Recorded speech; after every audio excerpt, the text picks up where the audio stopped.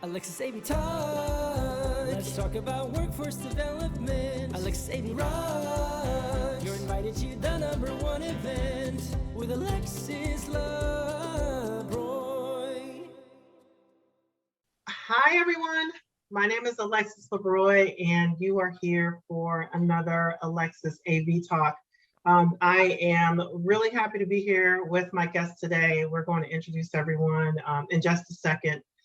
But what prompted this episode today is a blog post that I wrote a few weeks back. It's called Creating Opportunities for Young People in the AV Industry. And we had a lot of feedback from that post. And Mark Coxon was one of the people who shared that article. So I wanted to say thank you to him. Thank you to everybody who shared that article. I asked Mark to come on today and be a co-host. So Mark, thank you for being here. I appreciate it. Please say hello and tell us about yourself. I am super happy to be here, and I was honored that you asked me to come on board. I'm Mark Coxon. I contribute to Rave as well. I've been around the industry for 20 years on the integration and manufacture side, and right now I'm working for HD Distributing, which is like an LED distributor. But I'm really excited to be here and to talk to Barry and Farisa because I haven't talked to them before. Right. Thank you. I agree. I'm 100%. I wanted to just start off with, just a couple of the points that I made in that blog post were, just some action items that you can do right now.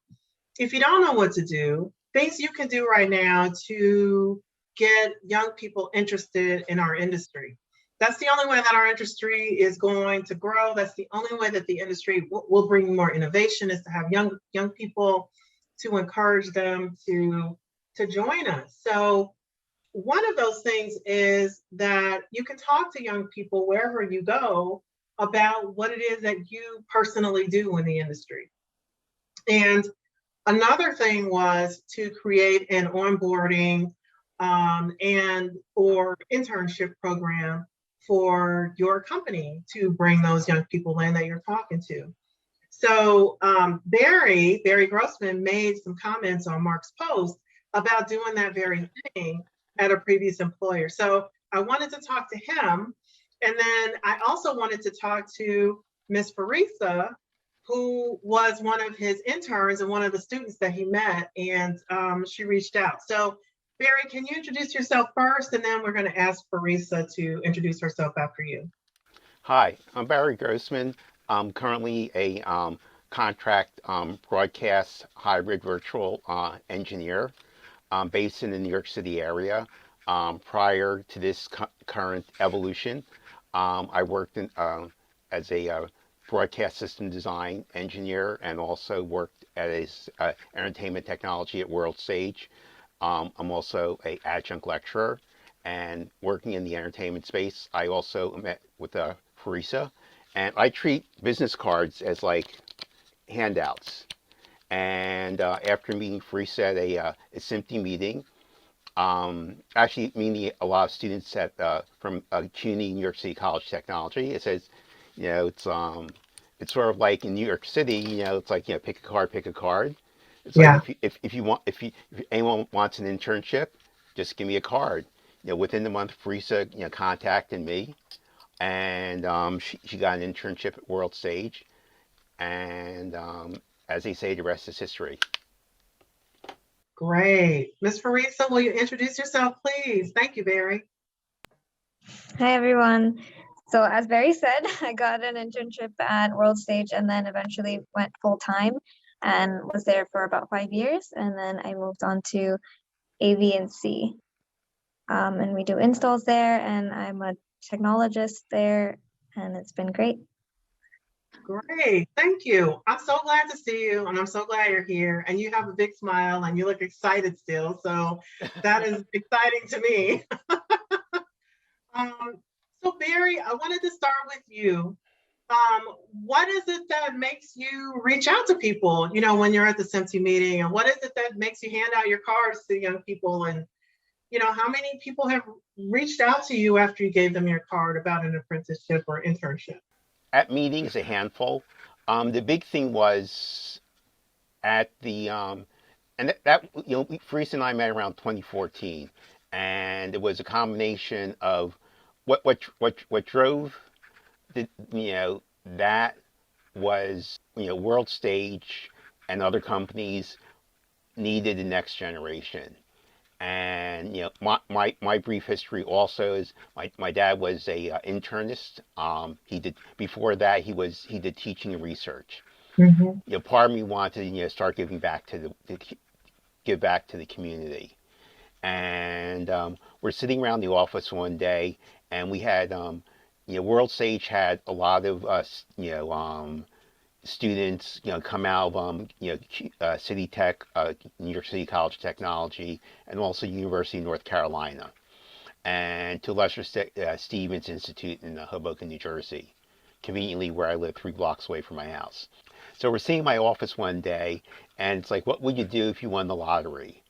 I'd say I teach. So one thing led to another, and I ended up being offered the opportunity to teach at City Tech as an adjunct lecturer, video systems, which is conveniently what I do. And it gave me an opportunity to basically get into the college and recruit people. Teach, pay it forward, and also to recruit people. And so it was sort of selfish and also a way for me to pay back. Great. I just think that's amazing. And everyone can't be an adjunct professor, but everyone can do what they can do in their community, right? Whether that is talking to a Boy Scout or Girl Scout organization, or whether that is talking to their child's class Mm-hmm. about what it is they do, right? And I think that a lot of us could be adjunct professors in the colleges that are close to us too. Yes, and I think Farisa, you've also gone back to your high school. I have taught at different conversations Yeah. with people at different high schools, 7th to 12th grade through Avixa, at Henrico County in Richmond, talked to students in Baltimore County. Those were even younger students. I think they were elementary students. So yeah, different opportunities like that for sure. Mm-hmm. Yeah. I mean, through SIMPTI, I mean, I'm also the secretary treasurer of the New York chapter, and I know we're even digging deeper to go to high schools and other programs to constantly build a reach. The other thing that World Stage did was they started a summer associate program, which is a paid internship program in 2015. Mm-hmm. And so this, the 2014-2015 year was a critical, year for the company that we with Farisa, we reimagined the internship program. We started a summer associate, which is a paid internship program. We had like 3 or 4 people in the first year. And honestly, the engineering staff that year basically looked like the United Nations. And so, Freese and I joke about like everything about, diversity it's being talked about now. We were pretty much doing it, in 2014, 2015. Mm-hmm. That's And right. yeah. And so like when we took on some really huge projects back then, whether it was ESPN DC2, which was the new Sports Center set, Madison Square Garden, Fox Business set. And so I wanted the team to see proper installation. So I took them into one of the studios in New York City, and we're waiting for the security guard waiting to go upstairs. And he says, "Is this a college class?" I said, "No, this is just the engineering shop." And it was just a very diverse group of young people. So, Right. yeah. Great. Farisa, I want to go to you next and just ask you, first of all, what led you to reach out to Barry when he gave you his card? I mean, sometimes we don't reach back out. So what led you to reach out to Barry, and how did you guys, what are some of the positions that you guys, the two of you have worked together on? So we met at HBO wrap-up, I believe it was, at SIMPTI, and it maybe because Barry was more excited than anyone else.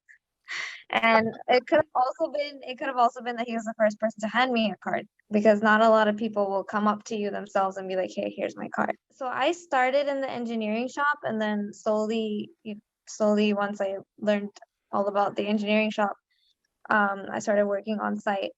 So, and with Barry, I think the most important project we worked on was probably the trade center installation. We spent like 6 months in that freezer Wow. Mm-hmm.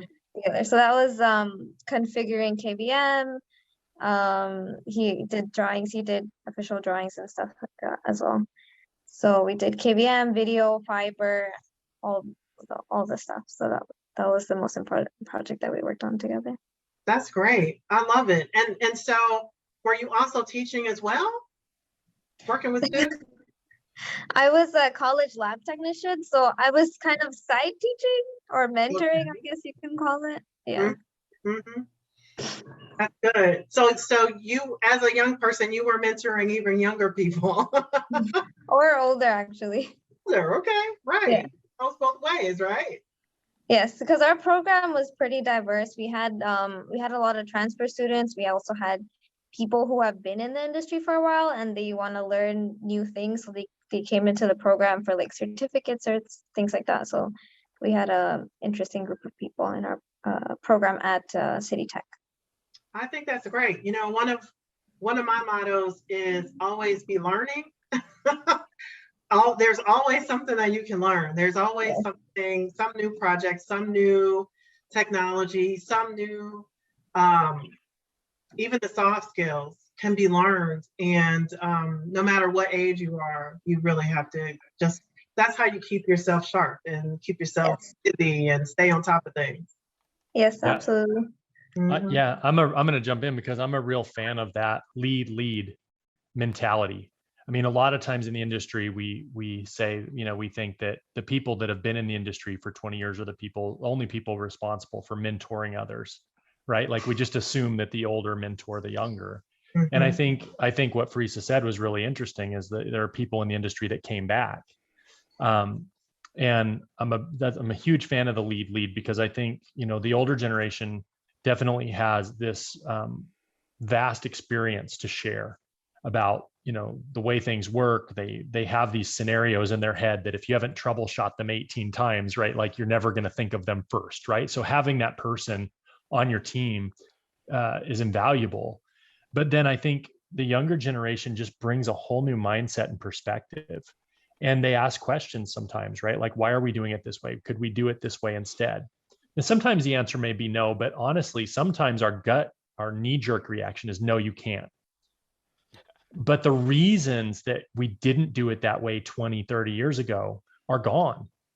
So today we could very well do it that way. And we just haven't stepped out of like our paradigm, right? Like we haven't stepped out of our heads and said, well, wait a second, there was a reason that we never did it that way, but is that still valid? And does this person have a great perspective? So I love that, Farisa, that you took it upon yourself to say, hey, I have some leadership skills. I have some unique knowledge, and I'm going to empower myself to share that with people, you know, when they need help. And I think that's great. Barry, how did you, I'm going to ask a question if that's okay, Alexis, because Barry, you know, there was some conversation going on this weekend on AV and the AM, which is a Twitter chat about getting more diverse candidates and getting, you know, people involved in the job market. How did you find yourself in a room full of people that were diverse? I mean, did you purposefully seek that out? Because many times, you know, we travel in our own circles, right? If we go to a convention of SMPTE engineers and hand out our business card, the odds of us handing our business card to people that look like you and me, Barry, are very, very high. But you found yourself in a room with people like Farisa and other people on your team that you said became very diverse. Did you make a conscious effort to look for these environments that you would find kind of these unique skill sets? Because I'm a huge fan of it for a lot of reasons that we'll talk about later. But I just wondered how you found yourself in that room. Well, CUNY City Tech is very diverse, and it just so happened that the students that showed up at the meeting in 2014 represented a very diverse, rainbow of New York City, and yes, without discriminating, I made a conscious effort to increase the diversity of the company as much as I could. My other assistant, Julian Chavez, Farisa, help me out. Julian is He's Colombian. he's Colombian, Yeah. but I think he's half Italian, half Colombian. yeah. The college attracts a diverse group of people. Yeah, and I think the reason is that it's not as costly. First of all, it's in New York City, it's in Brooklyn, and the hours were convenient for a lot of students. Like some students, well, I shouldn't say some, majority of the students are full-time Yeah. people, like they're working full-time and studying full-time. So we had classes that were evening or really early in the morning. So people were able to adjust that to their schedules. So I think that's why City Tech itself is so diverse. Yeah, and napping is allowed during the first hour of class. It's not like Yes, he had an 8 a.m. class. Oh. I had promised the students that if everyone showed up at 8 a.m., I will buy everyone coffee, and it never happened. It sounds to me like when you remove the barriers to entry, then you can have a more diverse group of people that you're working with, or in the school, if you have it in a convenient location. If you have the hours where it's after work, or late in the evening or early in the morning for people who work second shift, when you have options, that gives people fewer barriers to get into that school. It gives people fewer barriers to entry, is what it sounds like to me. Yeah, and the thing is that I think the other thing is, people just need to be more creative, and this is something that comes up, meetings in New York, is that there are, I mean, 3 months ago, I could have given you easily a dozen names of people that are willing to work. You just need to be creative about, do they check all the boxes? I mean, everyone that was working in the engineering shop understood how to configure computers, understood how to do network switches. They did not have network certification. They just understood the basics of networking.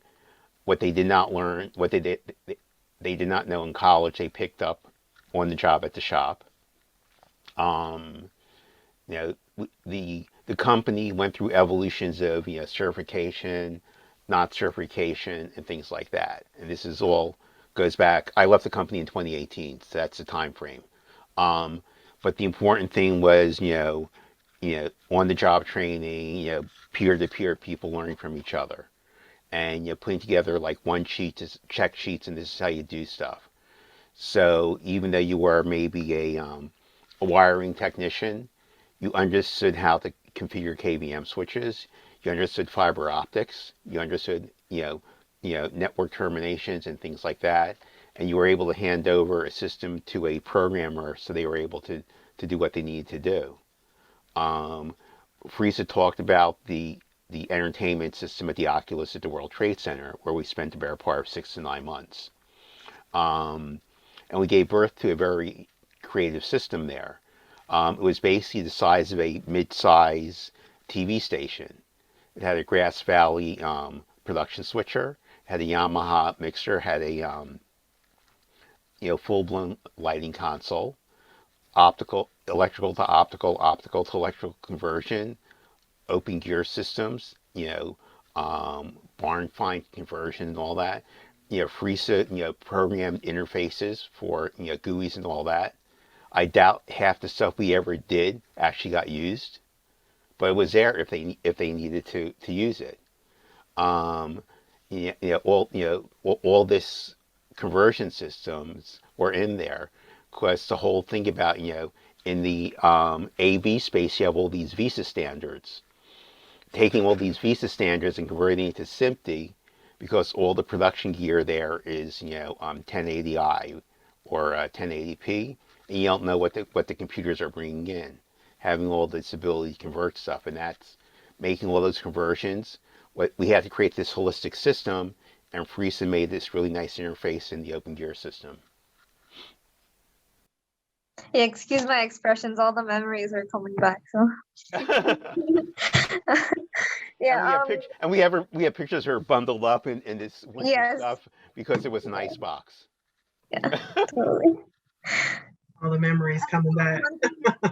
One thing that I did in college, which I thought was sneaky but was actually helpful, is to avoid English literature. I instead took a specialized English class, which was I forgot the title, but it was about information technology or something. So in that class, we learned how to write instructions. So that I found was very useful for me at the Trade Center because I had to create one sheets, as Barry was saying, for each part of the system. So no matter who walked in, they knew, okay, this is the password. This is how I shut it on, turn it on. This is how I shut it off. This is the, how the whole system works together, etc. So that was very helpful.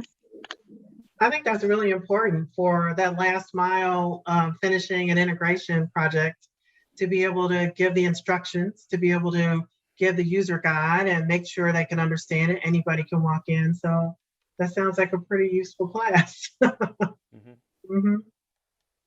So I wanted to ask Mark. Mark, we talked a little bit about the Great Resignation earlier this week, and the fact that people are leaving all the industries, not just the AV industry. I know a few people who have left their position and they didn't have a new position to go into. They just left. And I think about what we need to do to bring people into the industry as a part of that too, maybe as a remedy for that. I don't know what that looks like if that's something that will happen now. I don't know if that's something that will happen down the road as cash flow becomes a little bit, more flowing. What do you think about that? Yeah, I think, well, so I have a couple thoughts on it. I think that in the past, if you think of the generations in the, the 50s, 60s, 70s, people stayed at jobs a long time. They trusted their employer to help manage their career, to help them form a lifelong kind of allegiance with the company and move through.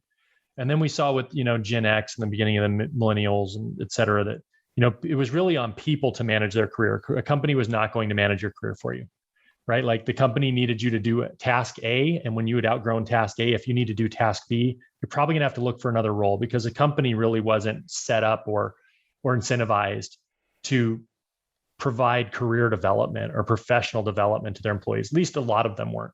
And so we saw a lot of people kind of empower themselves and move around a lot more. You see 3-5 years at a company. I think today, with the amount of options that people have, and I think this is, it's driving the Great Resignation, obviously, is people have had time to get new perspective on their life, right? They've been alone with themselves, Yeah. and they've thought about what they spend their time on and what they do want to spend their time on. So I think that's number one. People have come to some better self-realization as to what makes them happy and what things they want to pursue in their life. I think on another option, obviously, things have become a lot more open. People can work remotely in a lot of cases. Obviously, if you're doing something like Farisa does, where you got to be on site in a room and make sure something works, there's an on-site component to that. But in a lot of cases, a lot of the knowledge workers, et cetera, they can work from wherever. So I honestly think there's if you're talking about a company developing talent and a company recruiting new talent, like Barry did with his team, with Farisa, et cetera, I think there almost has to be a return to this part of corporate responsibility now being responsibility to your employees, and responsibility to say, hey, what do you want out of life? What things do you love about the position that you're in? And what would you like to get out of your career? And how can we position ourselves to help you get that? And I think if companies can do that, they'll really start to pick some of these people up. And it's a lot more than having a ping pong table and letting somebody bring their dog to work. And, company culture is not just fun things to keep people in the office 12 hours. Company culture is, we value you as an individual. We respect you, your diverse background, your individual goals, and the way that you like to live your life. And we want to make sure that there's a spot here for you. And I think if companies do that, I think they can unlock things. And it's encouraging to hear, somebody like Barry say that, his company really started to think about like, how do we help people develop, and how do we get outside the box of hiring certifications, because that limits our pool, and start looking for aptitude and skill sets. And then how do we develop those aptitudes and skill sets into valuable, I guess, tools within our company. So. Yeah, the challenge today is the people, what they found out the last several years is actually the last couple of years is that they don't need to work as much as they have. Mm-hmm. So so people, at least in the what's coming back as a live event space, they're turning down work. And so that's becoming a challenge, for some companies. So whereas, companies are used to having, staffing, for all the events, they're working with contract staff, and they're actually turning down work because they don't have enough people to do the jobs now. Mm-hmm. So it's a very interesting evolution. And at least in the greater New York City market, in the general broadcast, event space, that there's a shortage of labor because they're just the industry's just getting busy. Mm-hmm. And sort of the kind of thing where if everyone had the perfect lava lamp or crystal ball, they would have started training 6 months ago, but no one was able to be in that position. And just when you think you might be getting somewhere, and then then all of a sudden people get cold feet about doing in-person events. Yeah, I think that's important, right? I mean, if companies aren't able to bring in new folks right now, if they don't have the time and resources. So, I mean, it sounds to me like you're saying, the work that people have requires people that already know what they're doing, right? That there's not a lot of time for training, development, et cetera, because we're using kind of this just-in-time workforce and a skeleton crew to pull off these events. What is the unlock to preparing for the future? Because obviously, at some point when things open up, you'd have wished you created some program that was doing that. Is that an unpaid internship? Is that some type of community pro bono work that's out there that you're doing kind of on the side? I mean, what is that prepares your company for the future? Well, I think the reality right now, at least for like the last year and a half, 2 years, is like everyone's just been shell shocked, and so it's sort of like we've all been traumatized, and we have to accept that, and we have to just like work through that. And hopefully it's October, November now, and hopefully we're going to get to a point where come the first of the year, we can say, okay, we see a path, and that path is that we can start thinking about having spring, summer internships. For those college internships, which are for credit, they can those are for credit. And then for those that have just graduated, whether they're unpaid internships or whatever they or however those are, that's a whole other situation. Because I know sometimes people do different things. But college internships are for credit, which basically, being at World Stage means is that you basically you went through the circuit, which is you started in cables because it was like the dirtiest part of the shop, and cable and power are the root of all evil. And if you don't know the difference between a 50 ohm and 75 ohm cable, you're no good to anyone. And if you don't know, if we asked you for a 12 gauge, a Stinger cable, and you give us a 16 gauge cable, you're no good to us. So you start in cables, and then you work through different shops, And then you spend the next half of your internship saying, okay, you want to work, in media servers, projection or whatever. Fun fact, there's always a need for projectionists. There's always a need for, really, really good video, shading people. Those are two skills that will never go away. So hopefully, people start seeing, the next normal, come January, and they'll start feeling more comfortable about making a commitment to, having, apprentice programs, having internship programs, and starting to say, to breathe a little. Because, up until now, it's been, okay, like you said, just-in-time labor, and it's been a challenge. And then it's also what's happened is it's reinforced the commitment to making sure people understand those basic things. In the last year, I've been blessed to work on some contract projects, including basically a full-time project in the city, and I have personally hand crimped more coax and RJ45 minutes I have in the last 10 years. Because I used to say, hey, Hector and company, I need 100 cables done, and they would magically get done. Now I own several RJ45 crimpers, because I just have to do it myself. When I go do volunteer work at the synagogue, I can now do RJ45 ends now, and it's it's a skill set which the college students learn maybe in their first or second year, but by the time they graduate, they've forgotten it.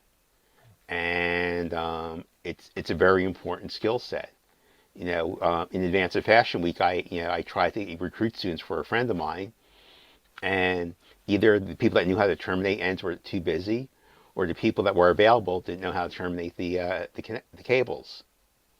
And these are just basic skills that you have to reinforce their senior year.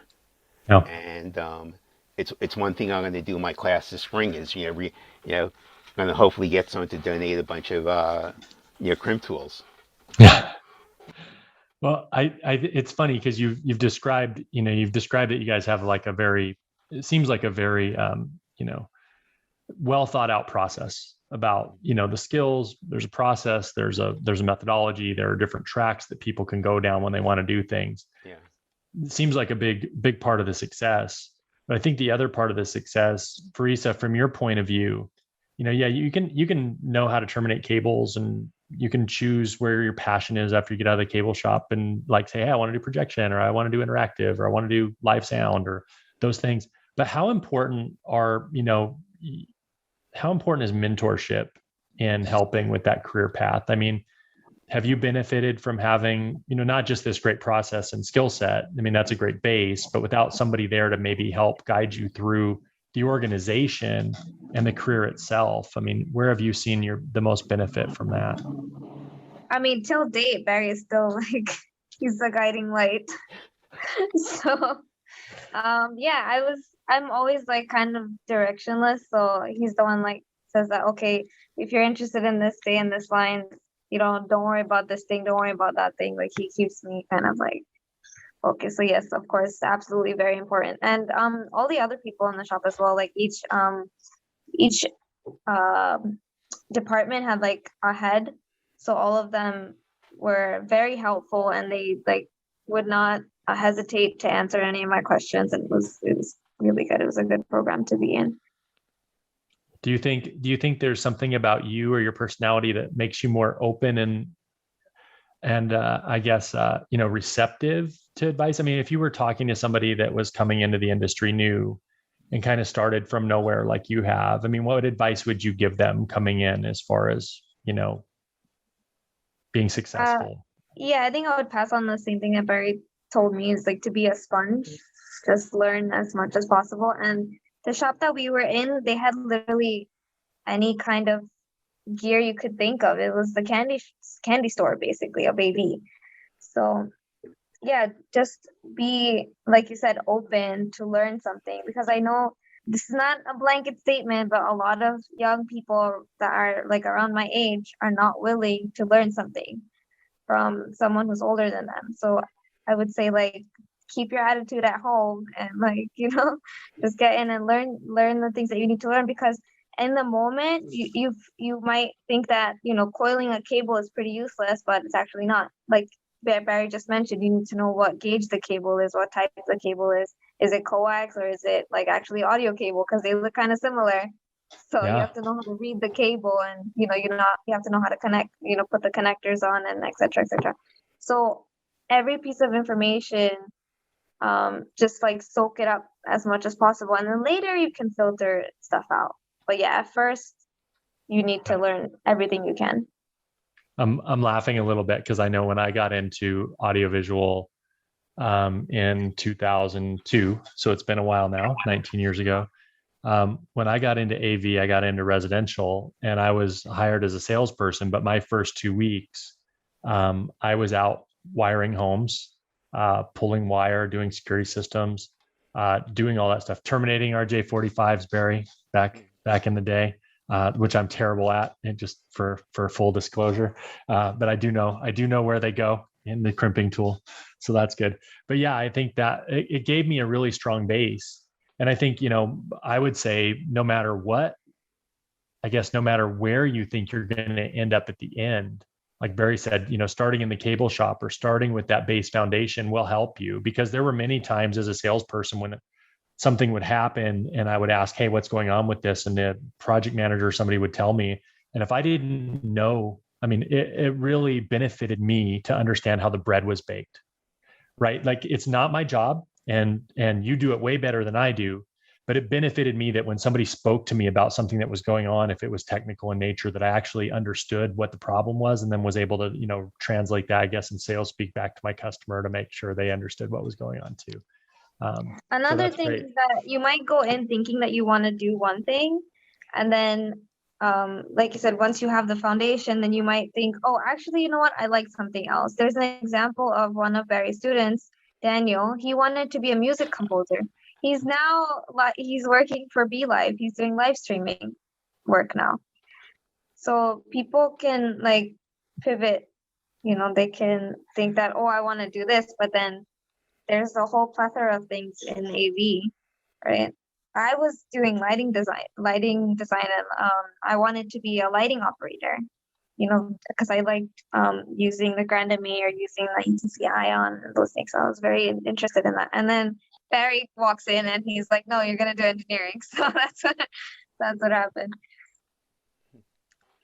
Yeah, I think that's great, right? It's that openness, not just to the advice, but to what the possibilities are. Yes. And I think in general, I think that's where we may struggle as an industry and even relating what we do, right? Like I feel like we miss a huge opportunity to show somebody the breadth of all the opportunities that are available in an industry like AV. Like, if you love music and you're a musician, we have a lot of those people in AV, they find homes doing other things, or if like you said, you love lighting, or people who love video, or people who are great TikTok story creators, right? Like you may find a really great home here in AV, right? It's an amazing thing. And I think we saw some of that, which was really funny. We saw some of that when this first started happening with the lockdowns and everything else. YouTubers had way better home AV setups than Jimmy Fallon and Jimmy Kimmel did, right? Like they didn't know how to broadcast from their home. They're doing it in the hall. They're echoing. Things are going in and out. They're in bad Wi-Fi zones. Like, the kids that were streaming on Twitch had like way better setups than, Hollywood productions had when From Home started. So that idea of learning and just knowing all the different things that are out there, or being able to use things you love on your phone and turn that into a career in AV, like there's so many opportunities to do that. And I just don't think we're great as an industry at connecting the dots for people. I think that is like the beauty of us being able to talk about what are some of the things that we can do and just share with people, and why we want to share this with people. For me personally, I want to leave the industry whenever that happens in a profoundly better way than when it started. Not that it was bad, there just weren't a lot of people that looked like me, so it was very lonely. So I want to leave it in a very, just a profoundly different experience for people. Remove some of those barriers to entry, and also be able to, the exposure that people need. You have to get your foot in the door, and if you got to check every box to be able to get your foot in the door, then there's certain people aren't going to be able to get their foot in the door. So I think that we have to kind of break those walls down and make sure that people know who we are and what we do, and just find ways to make sure they know who we are and what we do, right? Yeah, I think that's totally true. And for anybody, I know a lot of, like, diversity is a very touchy subject sometimes, right? Like, there's a lot of blame associated with it. There's a lot of guilt associated with it. There's a lot of those things. And I like to just break it down very biologically. I mean, I was a zoology major in college, right? And so take all the political and emotional constraints off of it. Populations in nature that do not have biodiversity do not thrive, right? The second you lose genetic diversity, like, species start to die out. It's just the way it works. And so if we want to have a thriving AV industry, we just need to make sure we have as much diversity as possible. I mean, all those perspectives, all those unique life experiences, all of those things manifest somewhere. And especially in an industry where, we don't talk about it a lot because we talk about the technical side of our delivery. But, our industry is really about storytelling. I mean, AV is just the physical manifestation of telling a story through eyes and ears, or making an emotional connection. And what makes more of an emotional connection than shared experience, right? And so, like, having all these other places that you can tap into, people living, just completely different, experiences in their life. How much richer does that make the storybook that we get to use? Right. And to me, that's like, it just seems like such an untapped. I said this weekend, like, I've got so many things. I think this industry, when you said you wanted to leave it better, Alexis, and you wanted to leave it looking different, I feel that same way. And I'm getting real close to the 50-year-old white guy, stereotypical AV guy, like I'm like the poster child of, like, AV for the last 30 years and about 5 years here. But I totally agree with that, because I think there's so many things in our industry that just a small tweak here and there, right? And conversations like this, and just seeing success of other people like you and Farisa, and to see people, like you said, that look like you or look like someone else, and just hear, like, it wasn't a concentrated effort. Like, Barry wasn't going in trying to change the world, right? He was open to talent. He was open to people. He was looking for passion. He was looking for skill. And he didn't care what package it came in. And he handed him his card, and they let them take the next step. And he just made sure the door was open. And I think if we all just individually made sure we were cracking doors open and just making sure people could come through, I mean, small things, right? Like, small things. I think that's a great way. I think that's a great way to put it. Leave the door open for somebody else. Don't pull the ladder up behind you, right? Yeah. I think that is a great way to put it. And I think that is a great way to wrap up the show today, to leave it with that. I really want to thank all of you for being here. What I'd like for you to do is just share your social, or share how people can reach you if they want to talk more with you, if you're okay with that. Farisa, why don't we start with you? Do you mind sharing your information or your LinkedIn so people know how to find you? I guess if you just look up my name, Farisa Ahmed, Farisa Ahmed, LinkedIn, you should be able to find me. Also, I'm on Instagram at farisa.nyc. And my email address is farisaahmed26@gmail.com. Great. Thank you. Thank you, Barry. Can you share yours, please, and tell people how they can find you? Yeah. Same thing. You can find me on LinkedIn, and if you want to contact, you can. LinkedIn also has my email address, my Gmail address. If you want to talk about, doing internship programs for mentoring or things like that, feel free to reach out to me. Especially if you're in the greater New York City area. And you can also reach out to me on Twitter, Barry J. Grossman. And You can also track my recovering foot story on Instagram, Barry J. Grossman. Thanks, Barry. Well, I need to follow you so I can make sure you're doing okay down the I road. am. Thank you. Okay. Okay, good. All right. Mark, will you please share yours? Yeah, so Mark Coxon, Coxon on LinkedIn. Should be pretty easy to find there.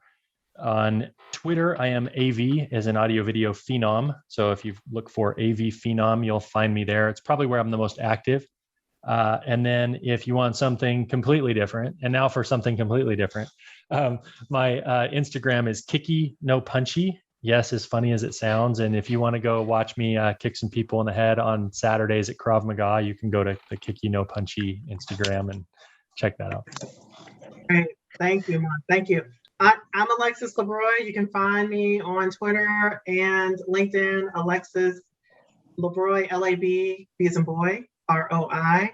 And again, just wanted to thank you all for being here and sharing your stories and just giving us some ideas. How do we make this better? How do we make it, expose it to other people so that we can bring them into our industry? And, you know, if we bring new people in, I think that we are going to just soar. You know, there's no way around it, right?